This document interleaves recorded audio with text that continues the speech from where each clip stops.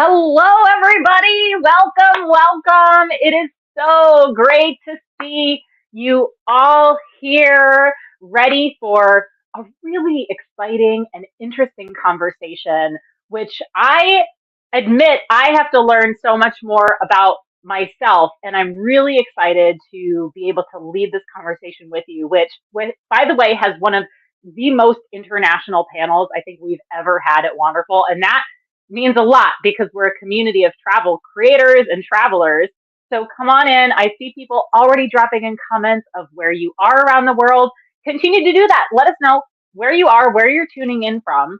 And what I would also love to do, and we'll talk about this a little bit later, is I want to know what you're all here for. We're talking about a topic that I think strikes a lot of fear in some people, strikes a lot of excitement in other people. There's so much to learn and to know about how AI is changing travel, how ChatGPT is changing the way we write and deliver content. And I want to have a really rich conversation about that.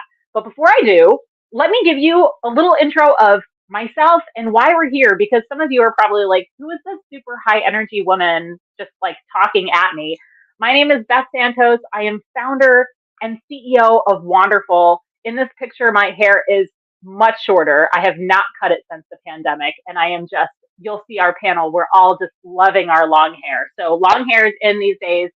I am on a mission to help connect women travelers worldwide and to make travel better for women worldwide, whether or not they're the travelers, whether they're members of the local community, whether they're the ones on the receiving or the giving end of travel marketing. And I started a blog that has turned into an international community. Now we have thousands of travel lovers and travel content creators all around the world who are really helping make travel better for women worldwide. And we do this in a few ways. We have an online membership space with thousands of travel lovers as well as travel content creators and small business owners. There's different levels of membership that get you access to workshops and coaching and events and things that help make you a better traveler, a better creator. We also have in person events. We have a chapter network with 50 global chapters all around the world. We run a conference called the WITS Travel Creator Summit, which is coming up. We are doing it in, gosh, it's like 2 weeks. Is anyone else coming to WITS? 2 weeks away. We'll be in Puerto Rico. We have 500 content creators and industry members signed up. We'll be doing the 2023 Bessie Awards there, where we honor women of impact in travel. Our whole purpose is really igniting some of these important conversations for and about women worldwide. We encourage everyone, regardless of gender, to come and be part of this conversation. We need to make the world better for women who are traveling out there, better for women who are being affected by the travel industry. And our whole network of people are working together for a better equation for all of us in travel. But one of the things that I like to do beyond just meeting in person is having these conversations online, bringing together our network of thought leaders, of experts. Oh my gosh, all these people being like, I'm coming, I'm leaving, you're leaving on Wednesday for Puerto Rico. That's so exciting.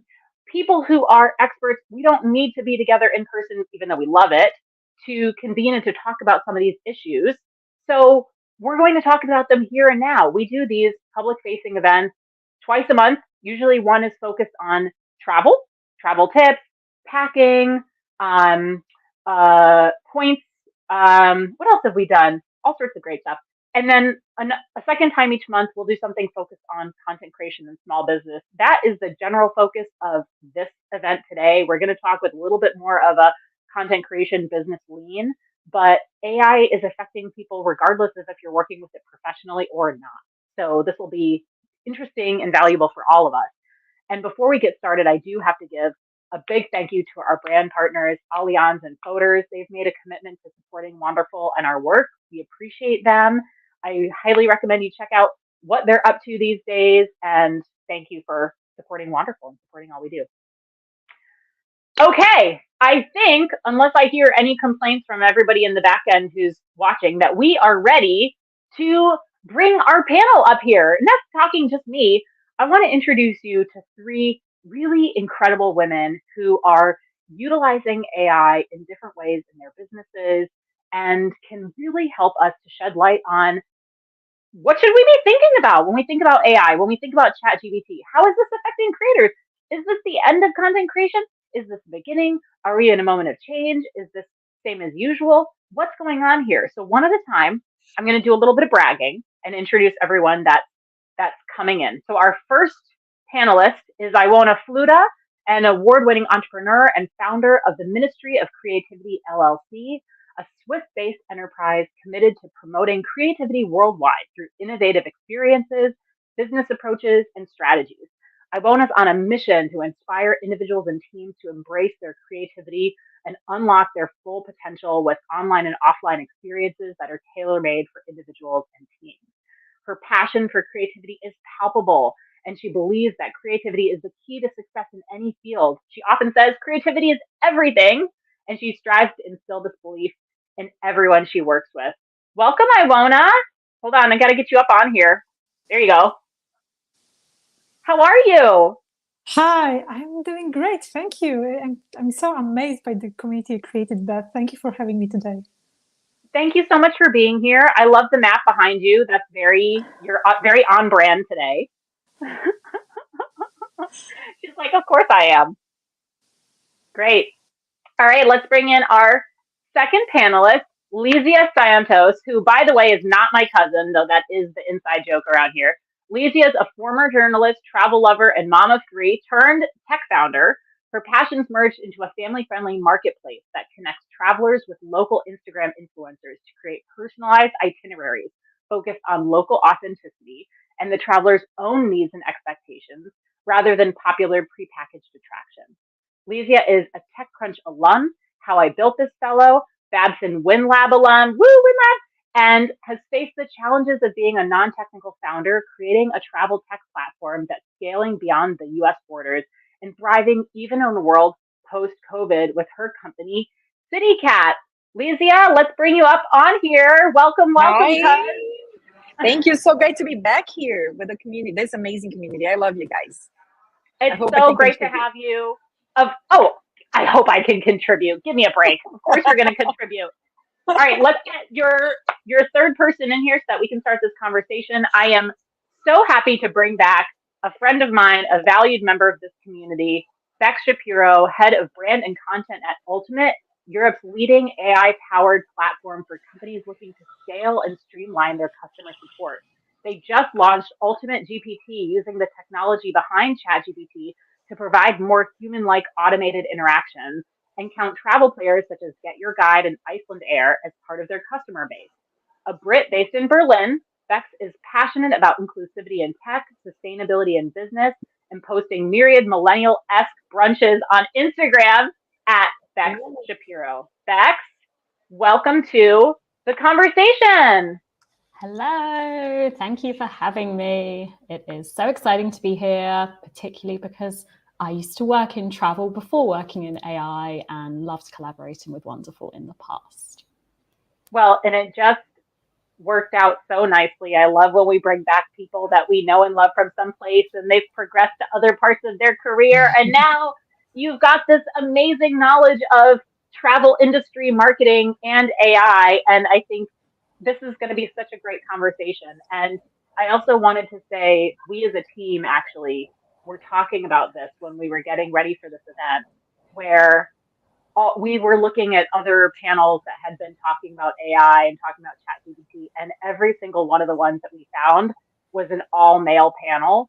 And we were like, yes, wonderful. We've got a panel of women talking about tech. Not only that, we are all around the world. Iona's in Switzerland. Lysia is, and you're from Poland. Lysia is from Brazil, living in the US. Bex is a Brit based in Berlin. I'm just boring. I'm just an American in Boston. Nothing special about me. But what a cool way to not only talk about a whole different perspective on this with a whole different set of faces, but also I think a very international perspective of an international issue. This isn't just one country that's battling this. We're battling this worldwide. So really exciting. So what I would love to do is let's just kick off with I gave a little bit of bragging points for each of you, but I would love for you to help the audience get a better understanding of how are you using AI and or chat GPT right now? What is the use case for you in your business? So let's have you go in the order that I've introduced you. So Iwona first, and then Lysia, and then Bex. Let's start there. Iwona, you want to go first? Sure, amazing question. So I use ChatGPT especially for generating ideas. That's the main thing. I can generate lots of ideas, but I know the technology is way, way smarter than I can be. So mostly generating ideas. And also what I learned recently is the so-called prompt engineering. So I ask specifically AI, could you please write me what is the best prompt for this particular field, for this particular question? And it actually brings me back the prompt so I can ask the question in a way that it requires from me, or in a way that will bring me absolutely the best results. So that's definitely two cases. I do use it also for summarizing larger pieces of content, because that basically frees up a lot of my time. But this is just for ChatGPT. I also use AI tools like Midjourney to create design, to create pictures, and to create everything what I need for social media. And this is also, do you want to give people a summary, a little bit of, you're essentially designing experiences for people that happen online and offline. So you've got, sourdough pizza workshop or an online creative collage workshop. And you're saying that that's kind of helping you with building ideas, kind of formatting some of these events, putting them together and getting them online, and sort of maximizing your ability to do multiple tasks as one person. Absolutely. It Right? definitely frees up my time. And one thing that I need to definitely cover here. So English is my third language. So by default, I will always make mistakes, right? But ChatGPT, if you ask it, okay, could you please check the grammar? Or could you please write me if it's correct? It will do it for you. And that's what I also, Really? which is amazing, right? Yes. And this is really interesting, because I didn't know that. And one day I was like, I'm really not sure if that's how I would express it in English. And I'm like, okay, how about we'll ask ChatGPT? And I did that. It was like, oh, it's almost correct. And here is the kind of the correct answer, or the correct sentence. And that actually was, for me, the mind-blowing experience I had with this tool so far. That is mind blowing for me because, and again, I am the least knowledgeable on the panel. So I'm asking like all the questions from the peanut gallery over here. But for me, I think about this, what you're saying, much like I would use Google Translate. And I come from a world where back in the day, you would use Google Translate, but you knew that it was wrong. You knew that like something would have to be fixed, that the grammar was going to be incorrect. And it's almost jarring that you would have technology like be better than you. It's like that's like a scary thing, I think, for people of of my mature age to consider and to think about, that like the technology might be more right than we are as humans. That's fascinating. Let me add. No, before I go about myself, I just wanted to add to that conversation. Do you know that you can actually ask ChatGPT to craft things in a specific?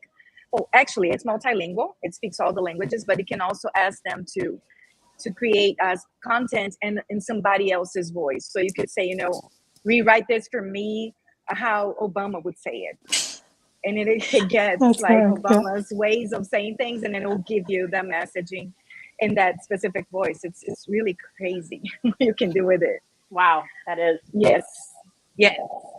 How I've been using ChatGPT, all of the above, everything that Alana said, and my practical day-to-day operations. I once even used it to guide me through fixing a problem that I had on WordPress. I was trying to connect to APIs, I couldn't get it. And I started talking to ChatGPT, and it would give me lines of code. Try this. And I'm like, it didn't work. And it would give me another way of trying it. And I actually solved the problem just by talking to ChatGPT as if it was my IT. So like there's so many uses that you can get out of it.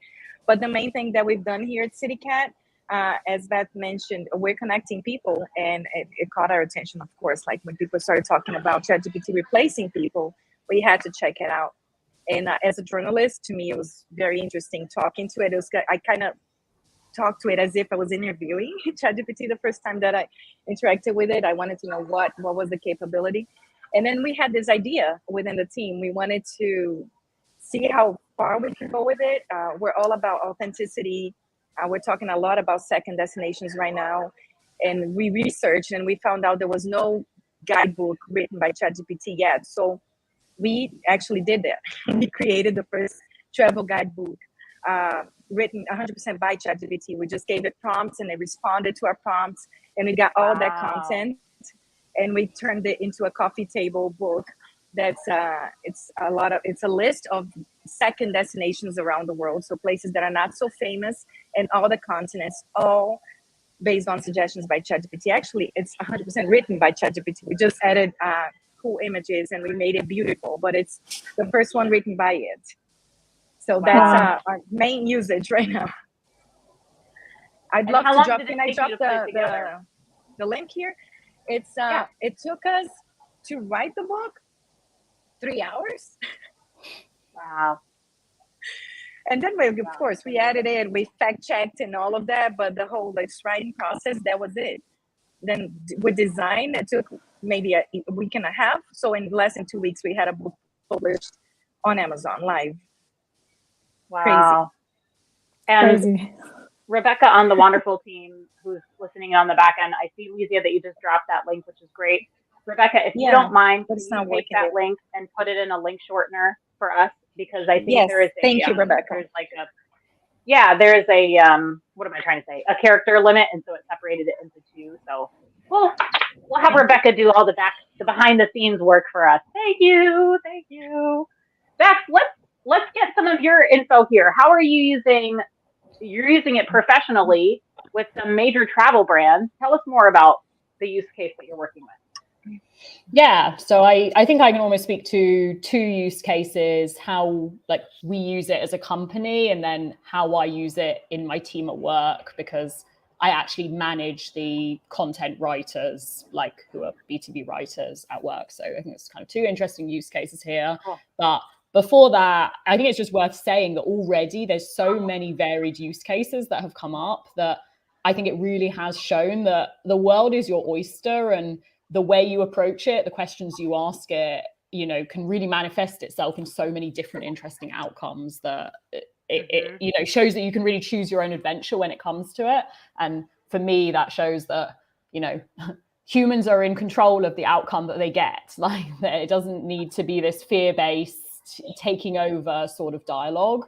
But back to use cases. So yeah, I think what's really interesting is that AI has obviously been around for ages, and it's been used in chatbots and the like, of which a lot of people have had really unsatisfactory, very clunky customer experiences with. They're used in a lot of customer service chats.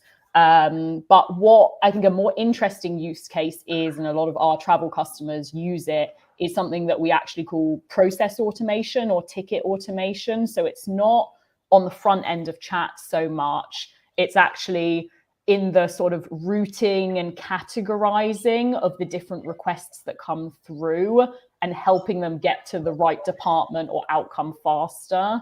So, if it can be sorted by a bot, basically, then it can immediately get routed there and just done. But if it's really clear at the beginning that it's a very complex case that requires the human touch, because it's, either just massively messy or needs empathy to solve it, then it can kind of immediately get routed to a human agent instead of having to go through some sort of long process. So I think that sort of categorization really efficiently that AI can scale is really useful, because it's just, cutting down that boring cognitive load that humans don't need to be deciding, does it go in this box or this box, if it should be really obvious. Something that I find in my team of content creators at Ultimate that is particularly useful in terms of ChatGPT is just speeding up the SEO process.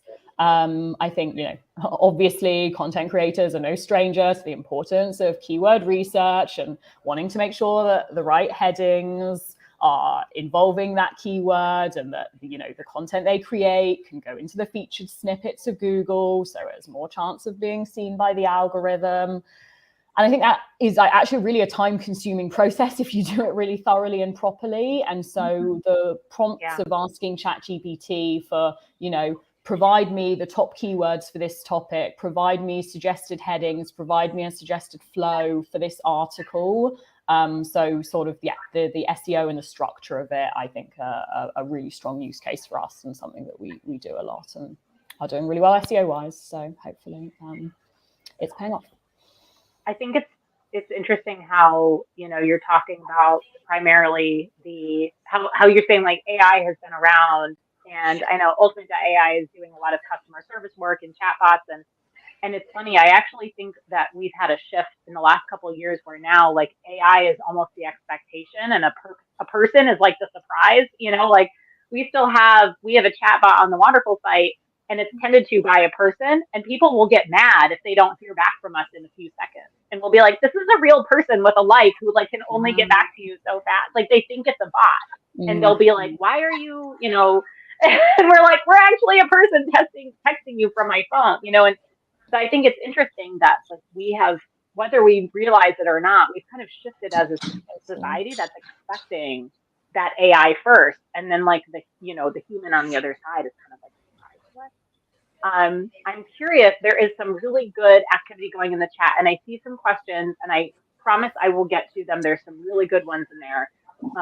But what I want to do first is I want to give all of you listening just a quick chance to respond to how are all of you using AI? We've seen three different kind of versions of how we've used this, how we've incorporated AI itself, ChatGPT specifically.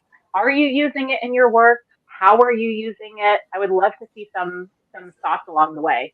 Um, to that point, I think it is good for us to talk a little bit about what are people afraid of? Is what is do you think causing some of the concern that's coming out of here? I've gotten feedback in the last few weeks that are saying like you should abandon content creation. Content creation is dead.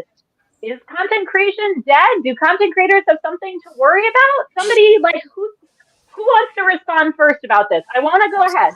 Sure. I don't think that we should be afraid of losing our jobs per se. I think with this revolution, we will be able to kind of unlock more of the human part of our work in general, because we will be focusing more on user-generated content. And we will kind of probably see very, very quickly that something is created by the machine, at least for now, right? When the machines are not yet so well developed. But I do understand why people are afraid. And the reason is because it's just so new and it's like really a great revolution. It's something like, I don't know, dot-com bubble or social media in 2007 or 2009, right? It was something so new and no one really knew what's going to happen with that and why we need this really. But after so many years of playing around with all of the tools, we see, okay, they have had a great impact on our lives in a good way, but also in a bad way. So what I believe many people are afraid of is that AI tools like ChatGPT or other AI tools are just, they're going kind of to follow us everywhere, right? We have the case with social media. We are going to be even more watched by the big brother than we have been before. So I think that's definitely a concern that many of us have. What else? Lizia, well, I don't know, you might have just frozen, so maybe you can't answer this question. But I was just going to say that Lizia is working with content creators on the regular.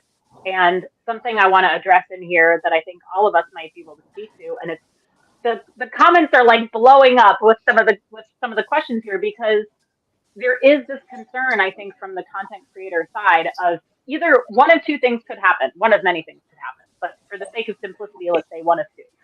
Either, it completely eliminates the need for content creation at all because, now we don't even need to write anymore. Perfectly written articles come. Or the other thing that happens is, these are the two things we're afraid of, is content creators now are basically just freely giving their ideas and their words to a system that's taking advantage of that. And maybe their ideas, there's a couple things in here about concerns about ideas being stolen. But then there's also some responses in the chat about, well, who's to say it was your idea in the beginning? Was your idea actually stolen at all? And I'm curious, like, Lizia, for you, you're working with content creators. Yeah. A huge portion of your business is about the value that they can contribute to an itinerary. Are they worried that, like, if they put anything out there now, their ideas are just going to be taken and there's no reason to do it anymore? Yeah, the worry is out there for everybody. And actually, the idea of your idea being stolen is sailed away with the internet, right? Everything is public now. And AI is doing nothing more than pulling out the information from the internet, up to 2021 right now. ChatGPT only gets data up to 2021. But it cannot create anything that's not out there already. So I don't think that should be a concern. The thing is, and it was said here in the chat, ChatGPT will only be as good as the prompts that you give it. It doesn't, you always have to make reference over and over again to the same thing. So in my case, I've been using it. Every time I wanted to do something, I have to say it all over again. Hey, I'm Lizzie. I'm the CEO of CityCat. CityCat does this, this, and that. I have to give it context every single time. It cannot go back to context. So it's very limited yet. I don't think right now it should be something that everybody should be too concerned about. If you're not good at giving prompts, you're not going to get more than it already gives. It's very limited also in the voice, how it voices it out. It sounds like a robot. I've been using it for a while now. If you're not very specific in your prompts on how you want it to sound, what kind of voice do you want it to give, the style, all of that, it sounds the same. And you'll see articles and articles around the web. If you just Google travel and ChatGPT of people that have tried it, and they've been getting the same prompts. So it's not something that people should be concerned right now. It's not creative. I actually asked ChatGPT, should I be concerned about you? And it gave me an answer. Yeah. And it gave me an answer. It said, no, you totally shouldn't, because I cannot experience anything. I cannot be at places. I cannot give you information that just happened. So that's still very much human, and I don't think it will change anytime soon. It could in the future, but not right now. That's like when we ask Alexa, like, who are you? And then she always gives like a fun little answer, like, I don't know, Yes. who are you? You know? Exactly. That's great. Max, I just have to. how do you feel about this, Max? And I think, I want to. Oh, go ahead. No, go ahead. I want you to respond, and then I'm going to ask you a follow up. No, I was just gonna say that I just have to keep it hidden from my kids for now. They cannot know about ChatGPT. Very fair.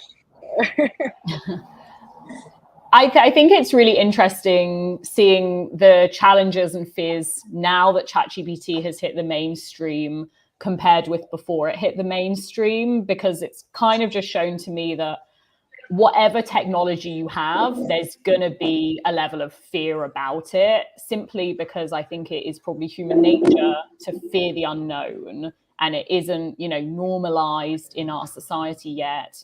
Even though, let's be real, AI is powering the Netflix and Spotify algorithms. So it's been there for ages doing similar things. It's just now that it's, more usable. I reckon a decent amount of fears come from the fact that it has a very convincing tone of voice that actually masks a lot of the inaccuracies of it. And so there's this almost like there's like mediocre content that is coming across as super convincing, high quality content. And therefore, there's that, how do we differentiate between spammy content and really strong content sort of question that was also already happening anyway in the era of people writing for search engines instead of humans. Like, it's maybe just amplified it a bit more, in my opinion. But my opinion is, honestly, like anything else, it depends on how you use it, and it depends on your, attitude, if it's scary or not.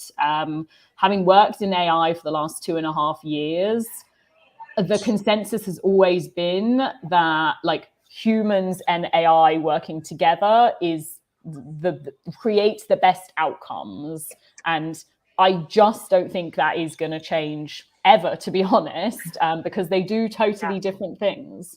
So I think, there's certainly concerns on my end and probably on everyone's end with regards to the fact that ChatGPT is going to echo the realities of society, because it's trained on all of the internet data until 2021, basically. So unfortunately, if there's internet data, which there is, that is sexist, that is racist, that is politically incorrect, although there are safeguards in place, and there's actually fairly rigorous ones, it's not going to be perfect because it reflects our society. So I think I should probably stop that ramble, but that is certainly a concern. Nope, that was the follow-up question I was going to ask you. I was going to say, Bex, I know that you are very tuned into issues of equity and responsibility and inclusion.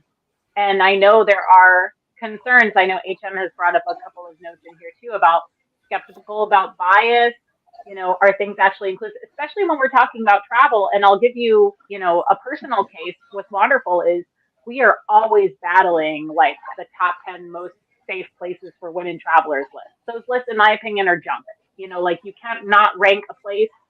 The parameters that you're using to describe if a place is safe or not are so rooted in bias.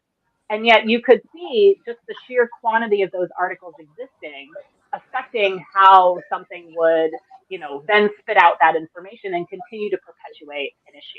And like, how do you think about that as somebody who's been working in AI? Obviously knowing you can't answer for an entire industry, but about, what we should be aware of.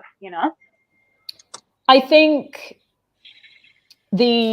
what comes out of it is only ever as good as the training data that's put into it has been what's come up again and again in my experience of working with AI. So, the cleaner the data, the better quality the data, the more smartly curated outcomes you're going to get. And so this is where it gets really difficult because you simply cannot control what is on the entirety of the internet.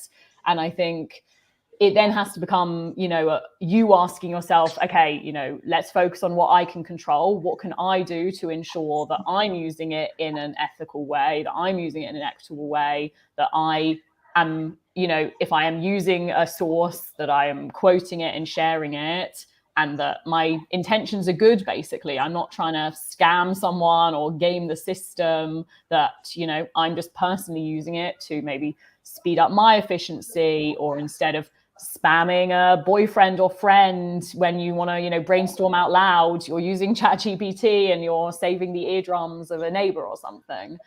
So I think there is only so much you can control, but using it with the right intentions and integrity is something you can control at the very least.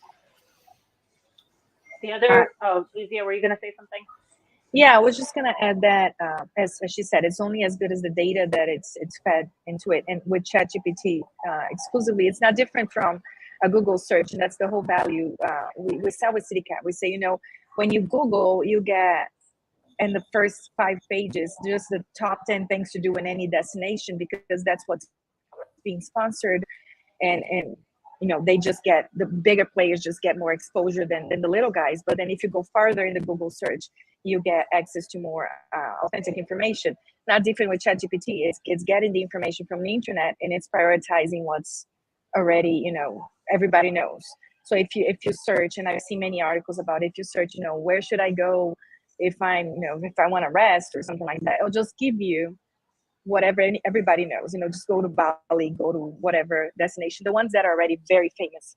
So all that to say that it doesn't take into consideration, the larger ethical travel issues. It doesn't take into consideration sustainability, none of that.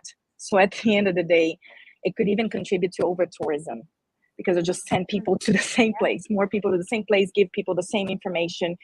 So at the end of the day, human connections will always get you the best results, because people just know better. You are unique as creators, and if you want to have unique travel, you got to go to unique sources. And maybe this is less of a cautionary tale for creators and more of a cautionary tale for consumers, of just saying, like, false information has been out there. And so that's not new. AI, ChatGPT, the things that we're worried about are escalating those concerns, but it's not that they're creating things that didn't exist before.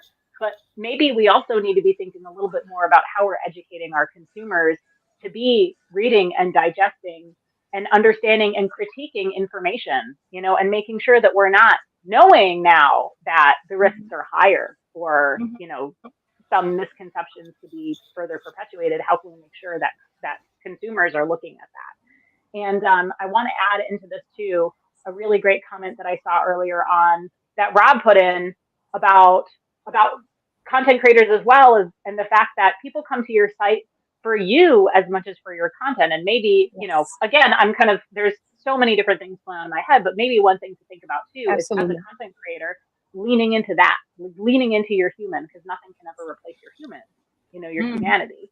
And recognizing that there's only so much that people are going to come back again and again to your site for the list, for the tips, and also a lot of what you do as a business is people coming back for you and for the way you say something, or who you are, what your values are, how you question things, and that's also very important. Okay, so we've got 10-ish minutes left.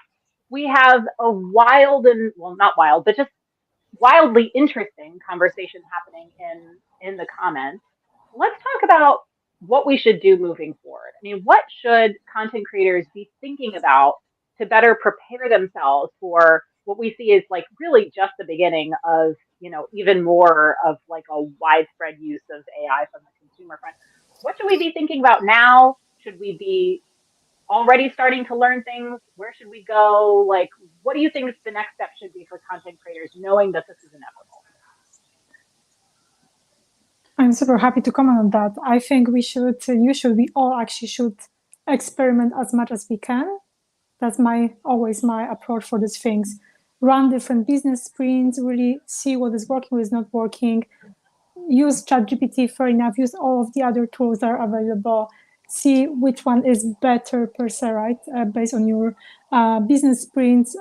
So be the early adopter. That's for me probably the most important thing, because in 6 months, it's already May. No, in June, we are going to have probably the next releases of new updates and upgrades of the apps. Then the next one will be in December with the next huge technological conferences. So for now, for us, actually, the time is now to make sure that we are ahead of the curve, that we are kind of learning with the tools, and we don't miss the opportunities that they are giving us.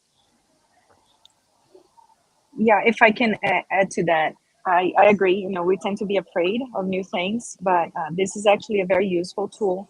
We mentioned some usage here, like you could fact check, you could grammar check, and these are tools that people are paying for in other platforms. You're paying for Grammarly, you're paying for other tools that you could do that for free on ChatGPT right now.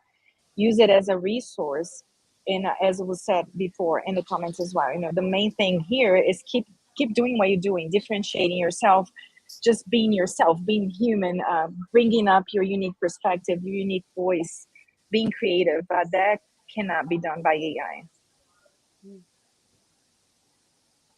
Yeah, totally agree with both of those perspectives, obviously.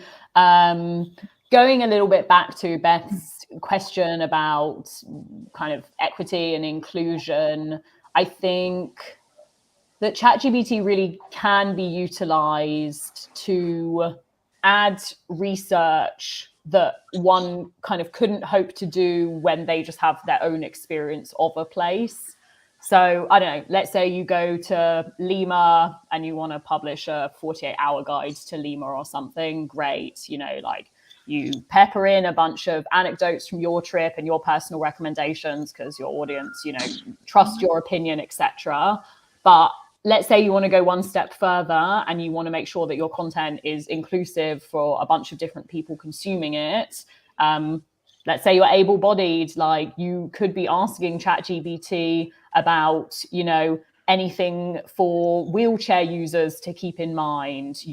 Let's say like you eat meat, but you want to make sure that you put in some vegan food or gluten-free options, like even if it isn't your lived experience, I think there is absolutely an ability to use it to pepper in different useful perspectives and insights that could benefit a wider audience. But, that's just one option. I think that ultimately the mindset of curiosity instead of fear goes super far because, only a few years ago, TikTok wasn't commonplace at all. And everyone was super scared that, Instagram would become redundant or everything would change and we would only ever be creating videos again and no one would ever see a photo and care. And, I think the reality is that most of the time, fears tends to be overblown. Things evolve slowly. Human nature doesn't change. And it is kind of on us to be the early adopters and to, be the people that we want to see and be the change that we think is positive. Well, and I think to your point, I mean, like looking at TikTok, who are the people that are doing really well on TikTok now? The people who are telling us to get on TikTok 2 or 3 years ago, who were just like, hey, check this out. This is actually really good. And so, I think there is a lesson to be learned here too of if you get on this early and you learn how to harness it, you will be able to help develop this space down the line, and so it's not about like, should I get on, should I not? I mean, this is a tool that is being used. You can choose or not choose to use it, but knowing how it works and knowing, its breadth of ability, I think is only going to help you as a creative, as an entrepreneur, to be able to really steer that into the direction that this is going to go. And I think like maybe there is a level of responsibility on our end then to understand Absolutely. how this works and how we harness this so that we can help move that industry in the right way. Absolutely. Beth, can I add Lindsay, something? you Just look, yeah, you look like you have thoughts in your head. yeah, my So, Yeah. I mean, all of you like have Bob. thoughts in your head, but My face shows it. I know. I was just thinking here. One of the reasons why I started CityCat, one of my frustrations right in the beginning, I had just moved to Orlando, and I really like this place that I got to visit right in the first week. And then my kids also really liked it. And in my oldest son's birthday came up, and he's like, "Let's go there. Let's go back there." And I checked on Google; it was all fine. We got there, it was closed, and not even Google had been updated yet on that. So it mm-hmm, was really frustrating having to deal with a 6-year-old. That was very frustrating. You know how it goes. So sure. I'm like, well, not even Google is as updated as people. People actually, at the end of the day, they're the best sources, right? I'm a journalist. That's what we do in nurture sources. So CityCat to me was that, connecting people with people, because people know, people are there. People drive through places. They see if it's closed, if it's open, if it's good, if it's bad, if it tastes good, if it smells bad. All of these things can never be. AI just can't give you that kind of information. So I would just like to add, you guys have that value. You hold that value in your hands. You can be the boots on the ground. AI can never be that. So I wouldn't be afraid, and I would use that to your advantage as much as you can. Just be there and talk about as much as you can. Describe how it is to be there, so people can feel inspired. AI cannot inspire people. Hmm. I think that's a great point, and I think there is a point here of you know of information and the importance of kind of knowing what's going on under the hood. And I wanted to, before we close this out, I did want to not ignore the real concerns that are coming up by some of the commenters about the environmental impact, the usage of energy. I'm just going to highlight something that, let's see, Andrea put in here. Consumption of energy and water. I mean, that are happening from these systems that are being used. These are, unignorable issues that I also feel like the more we can, inform ourselves about how this works, the more we can improve it down the line, right? And kind of. So, Andrea, thank you so much for bringing up this issue as well. We are hitting the end of this, if we can believe it. What I want to do is take a minute to just hear from the three of you with just any last takeaways or thoughts as we move forward into this. Like, what should that next step be? What advice do you have as somebody who has been working in the space of AI and ChatGPT for other people who are about to embark on this? Like, what are those last words that you would share with someone? Who's got something first? I'll give you a minute. I won't know you look like you have something. Oh, Beck. Sure. Anyone, go I crazy. can go. Yeah. I want to you go first and then Beck second. All right, And then perfect. Lucia will take us home. So just be curious, explore the tools, play with them, be a little bit cautious about the legal restrictions, if there are any. Always think about environment and social justice. The environmental changes will happen anyway if we use the tools or not. Unfortunately, I think we are just too far already with the climate change development caused by our other actions. So always have that in mind, but it shouldn't cause you not to try. So please try and explore them, all of the tools. Great. Nice. Thank you. Beck? Love this. Such aligned vibes. Yeah, I would say something that I found from a personal exploration is that when I haven't had a motive for using ChatGPT, I've actually enjoyed it way more, and it's enabled kind of my innate curiosity to come out. If I use it with a sort of, oh, I feel obliged to do this as a professional, or I should be doing this, you know, like once I put the kind of shoulds on myself, I don't get out of it as much. And the second I'm like, oh, like I wonder if it could do this, or like random idea, you know, gonna explore this. There's just so much more organic utility. So I reckon taking the kind of burden of responsibility off your shoulders and just putting on the, I wonder if it could do this, I wonder, blah, blah, blah, like is a good little mindset shift.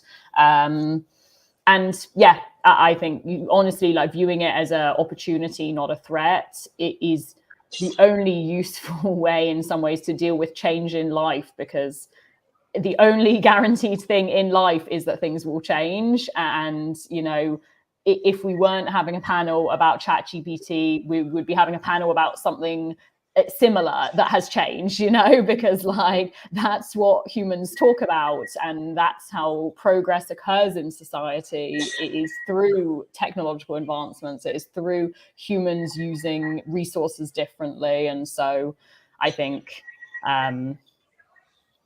you know, let's just embrace it whilst being as mindful as possible, essentially. Yeah. Yes. Yeah. I would just add that we've seen so much happen, like the past years. You know, we've been through a pandemic. You know, Gen Zs are now adults. You know, there's so much going on, and we just observed this generational shift now with people talking so much about sustainability, authentic, local, all of these things. I think as new generations come, there's a great mindset that's, you know, moving the future forward. So I'm not too worried about it replacing it. I think it's just that adaptation time, you know, when people are trying to figure out what to do with it. But I do see it being a great tool that will just move people to go farther. You know, like if you think about it, nobody would even think that all these companies would go remote before the pandemic, and then we were forced up. It was forced upon us, and we just had to figure it all out. So it's gonna be the same with ChatGPT. It's just that figuring out a process right now. But I would, as you guys said, you know, advise you to explore what can be done, how it can help you to be more efficient as creators, and do not be afraid. Just use your creativity, put your voice out there as much as you can. That would be my final advice. I love it. Well, thank you all so much for taking the time. I think this has been such an interesting conversation. It's opened up so many different directions that we could take this in the future. And I just appreciate you all sharing your thoughts, and everyone who's been listening in. What a great chat. I mean, a couple of people have been like, can you keep the comments up? So this event is being recorded. It's going to stay on YouTube. So you can watch it anytime at the link that you're using to watch it. Also, if you're watching it on LinkedIn, Facebook, same thing. So you'll be able to watch this anytime. If you do want to catch the comments, the YouTube link is where you'll go. And the way YouTube does it is it'll show the comments in real time. So if you want to see all of them, skip to the end and then you can scroll through. But so many good comments in here. Thank you all for being so present and so willing to have this conversation with us. I hope to see you at many more public wonderful events. You can find us on our Eventbrite page, or just go to our website and we'll have all of our events listed there for you to come check out. Please send straight to your inbox on our email list. Bex, Iwona, Lizia, thank you. You all are lovely. Thank you. Bye. It was so great to check in. Have a great rest of your day and evening, everyone. You too. Bye. Bye.